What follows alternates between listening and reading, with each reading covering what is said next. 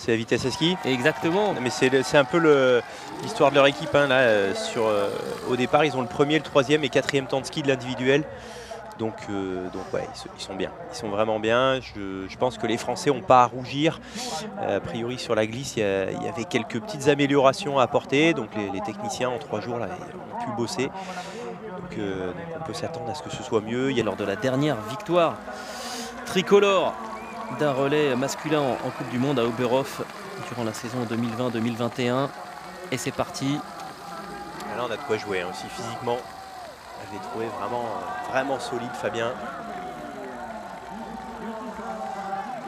C'est pour l'Allegrid qui décide de mettre du rythme d'entrée de jeu.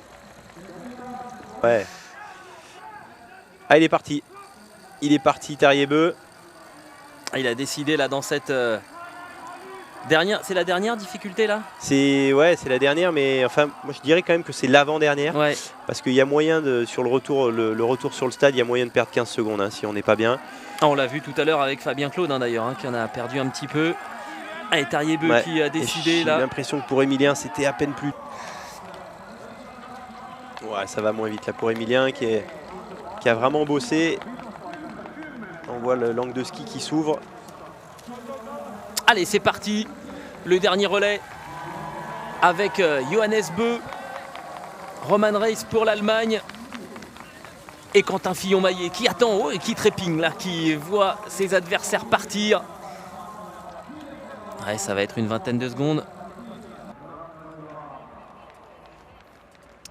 Mardi, il avait sorti une balle lors de chacun de ses passages hein, sur le debout. Mais on a vraiment le sentiment qu'aujourd'hui, c'est pas tout à fait le même Johannes Beu. Ouais, bah injouable. Hein. Là, on peut tourner pendant 4 heures. Ouais, ça sera comme ça. Là, l'intérêt, c'est que personne n'a de regret derrière. Oui. De dire, bon, qui est juste imprenable aujourd'hui. Allez, c'est pas évident, hein, ce tir pour Roman Reis, là, qui peut perdre gros hein, quand même. Hein. 3 pioches, ça peut arriver sur un dernier tir. Comme ça, il y a énormément de pression. Il n'y a personne pour rattraper le...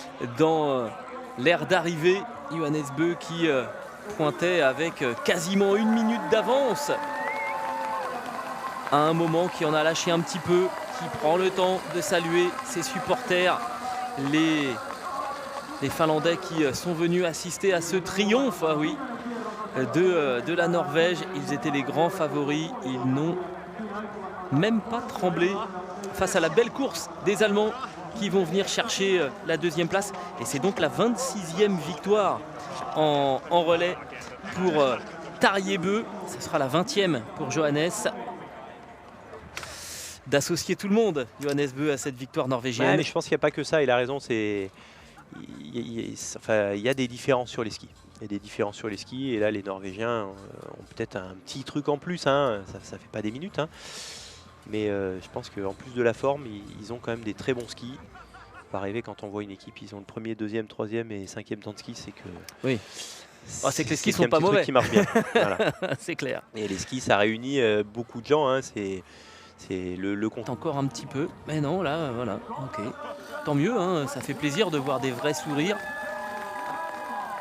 On est en train de s'extirper de ces saisons terribles et je pense que ça a fait souffrir beaucoup aussi les athlètes, le staff, hein, qui est